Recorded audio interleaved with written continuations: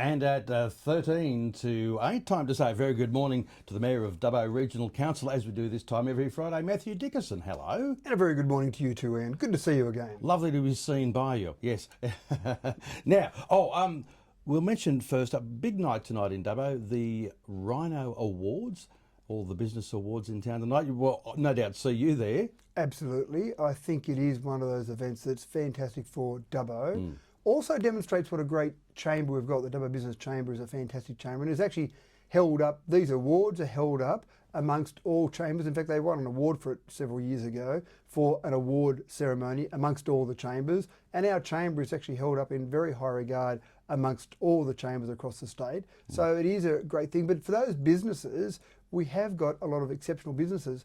They had almost 100 entries this year in the awards. Now, that's pretty impressive given the amount of awards they might give out. There might be 12 or 13 awards and then a few of the People's Choice type awards where you vote online, you don't actually enter them as such. So that gives you an idea of the strength, but also those businesses, I believe, and I've been involved in business for a long time and entered awards myself, you learn a little bit about your business when you actually fill in the awards because you're being asked questions almost as an external person would ask a question, and you've got to think about your business and then answer the question based on that. So I think just that entry process helps your business.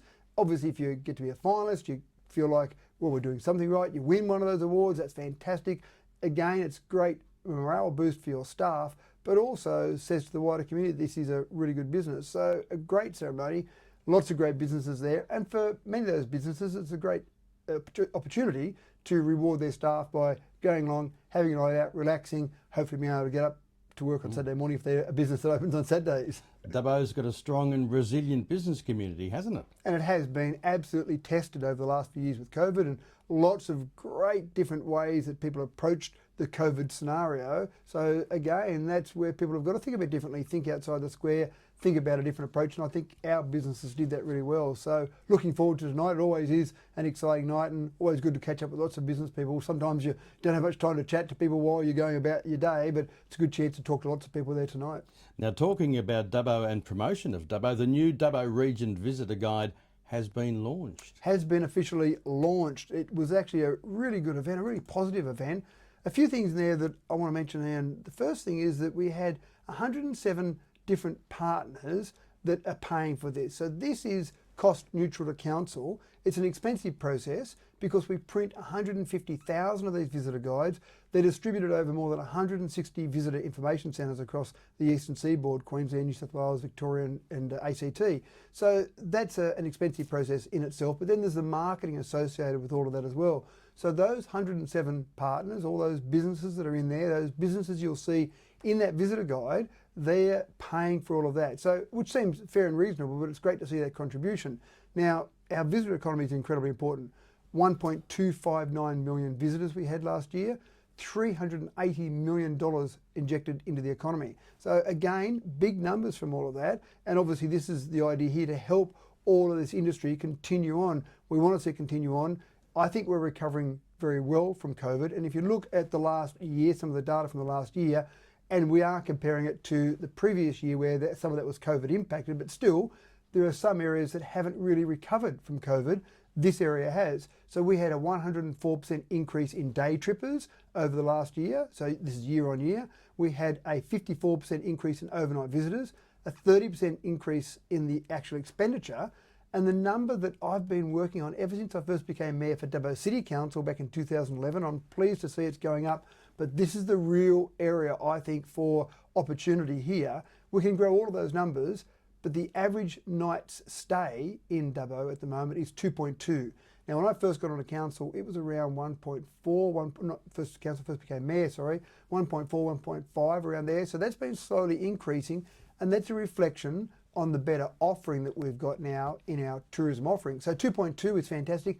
If we could just keep those people here for 2.5, 2.8, 2.9, 3 nights, let's go all the way.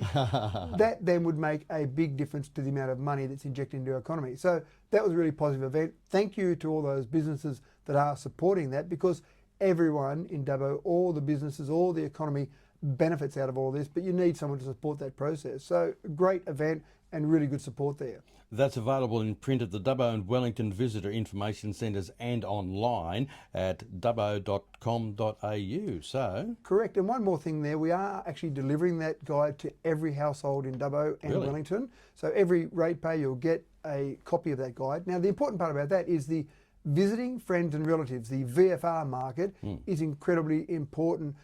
And I don't have the latest data on that, but I remember from years ago, it used to be over 30% of our visitation comes from that VFR market. So that's when you say to your brother, uncle, friend, whoever that you know, come and visit me, come and stay for the weekend, come and see me out here in Dubbo. And then when you're there, you say, oh, I've got this visitor guide here, let's go to the Wellington Caves, or let's go to the Old Dubbo Jail, or the zoo, or the Royal Flying Doctor Visitor Experience Centre, all these things there. So having that guide on hand is a really powerful tool. So our great spokespeople in our community are our residents. And one of the things there that some people don't know about is the inmates program. You've got the ability as a Dubbo LGA resident, so anyone from Dubbo or Wellington can go to the Old Dubbo Jail for free. So we charge our tourists, but for all our locals, so it's called the inmates program, you get to visit the jail for free, and we'll let you out again as well, which is a nice thing. that's lovely. Yeah, Yes. that's right, very generous of us. But the idea there is we want people to come along and visit and actually bring their friends along. Wellington Caves is 50% discount for locals, so similar sort of concept. So take your friends along when they come out to visit and you'll get a 50% discount down there. So that's a good program. Now, just quickly too, Stuarttown Arts Residency. I actually really enjoyed this, and of course I've got a very fond spot for Stuarttown. The first Dickersons that came to Australia, well, the first Dickerson singular at the time, was to Stuarttown, moved to Stuarttown when it was called Ironbark. Of course, it was renamed around 1892 from memory. Sir Alex Stewart was the Premier of New South Wales, and they renamed Stuarttown after Sir Alex Stewart.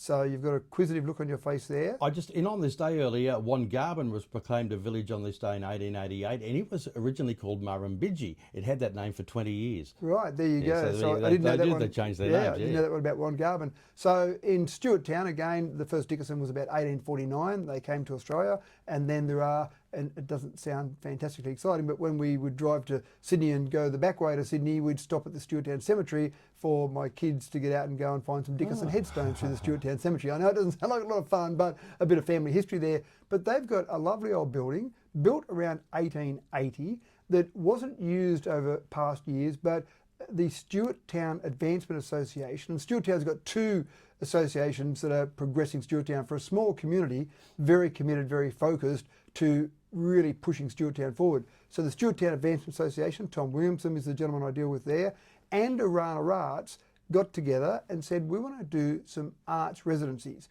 So what they did, and this is one that just finished off, for example, was over the last week, or a little bit over a week ago, they had 3 artists come to Stuarttown and they lived there in this building for a week and then use some inspiration from the local area to develop their artwork. So we got to see those 3 people and the work that they done. So one was doing audio and visual, so use some of the songbirds in the area and some of the music from those songbirds to write a song and using some of the songbirds in the song. So that was pretty interesting. Another woman was there and she does a lot of book covering and works with some of the local materials there. So she'd worked on some of those to leave some legacy there and some book coverings. And then the other lady did something that you might call more traditional art in doing some crayon work and some artistic work there, drawings, etc., and doing some of that work as well. So fascinating to see what they did, and then they will together leave some form of legacy there for Stuarttown. But I love the program. They'll continue with that program. Oh, good. Great work being done there in Stuarttown.